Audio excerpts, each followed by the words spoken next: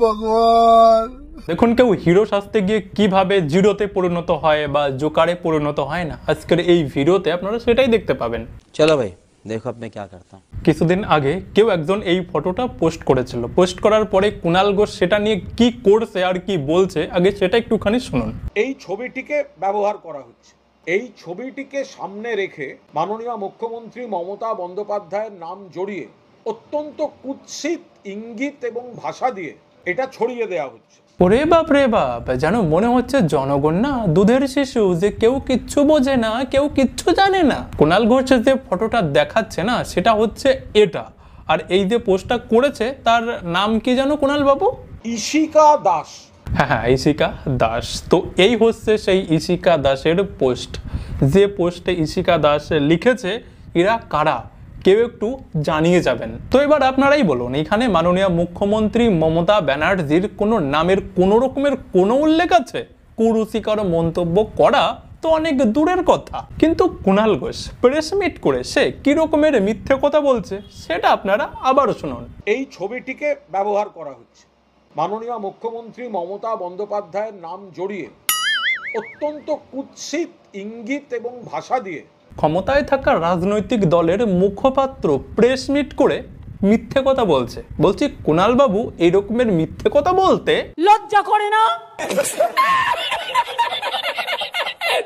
এরপরেও আবার কুণাল ঘোষ ওই প্রেস মিটে কি বলছে জানেন? বলছে যে আমি শুধুমাত্র একটাই পোস্ট দেখালাম আর বাকি বাজে বাজে আরো অনেক রয়েছে সেগুলো দেখালাম না। আমি একটা পোস্ট শুধু উল্লেখ করছি, এরকম অনেকগুলি পোস্ট সেগুলি সামনে এসেছে। আমি খুব ভদ্র ভাষার একটা দেখাচ্ছি, ইঙ্গিত বাজে, এবং বাকি খারাপ ভাষাগুলো আমি এখানে দেখাচ্ছি না। আরে বাপ রে বাপ, কি ভদ্রতা রে বাবা, মানে ভদ্রতার ওভারলোডে খারাপ খারাপ পোস্টগুলো কুণাল ঘোষ দেখাচ্ছে না, মানে এখানে দেখাচ্ছে না, মানে প্রেস মিটে দেখাচ্ছে না। তাহলে কোথায় দেখাবেন আপনার ওই খারাপ পোস্টগুলো? টুইটার বা ফেসবুক পোস্টে? কই, সেখানেও তো চেক করলাম, যে দেখলাম যে সেখানেও শুধুমাত্র এই একটাই পোস্ট করেছেন, বাকিগুলো কোথায় গেল? কটূক্তিকর, কুরুচিকর, জঘন্য পোস্টগুলো একটাও পোস্ট করেননি। তার মানে কি, মানে এটাও কি মিথ্যে ঝেড়ে দিলেন নাকি?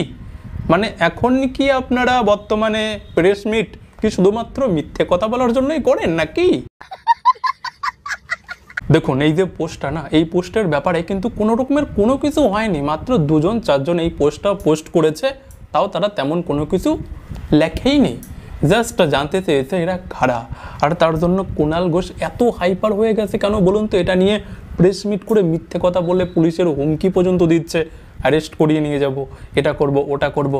দেখুন এর পিছনে একটা গোপন প্ল্যানিং আছে, সেটা না আমি আমার মেন অ্যাকাউন্টে কমপ্লিট এক্সপোজ করেছি মমতা ব্যানার্জির সমেত। লিংক এই ভিডিওর ডিসক্রিপশন এবং পিন কমেন্টে দেওয়া রয়েছে, জাস্ট ক্লিক করুন, মেন অ্যাকাউন্টের ভিডিওতে পৌঁছে যাবেন। তবে গিয়ে ভিডিও ভালো লাগলে না সাবস্ক্রাইব করে নেবেন এবং আমার পেজটাকেও ফলো করে নেবেন।